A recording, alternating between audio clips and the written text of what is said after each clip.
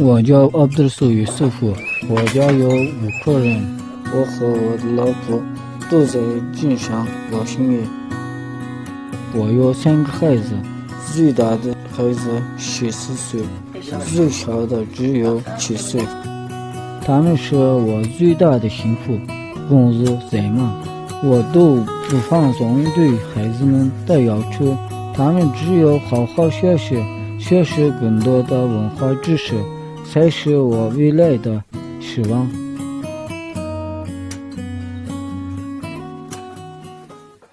现在我们夫妻已经有2个店面，一个超市，一个服装店，我们更经营一家。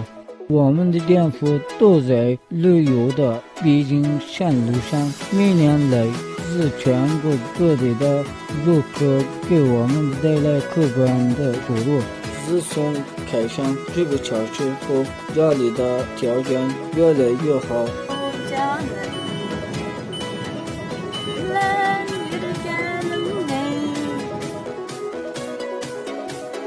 你看，我的老婆送来5千真的服装，全是都是广州运来的。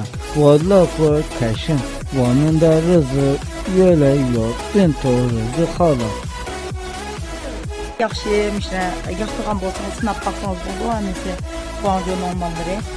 只有大家一条心，共同努力，我相信越来越多的游客都会来到我们美丽的家乡，这样的我赢的钱就更多了。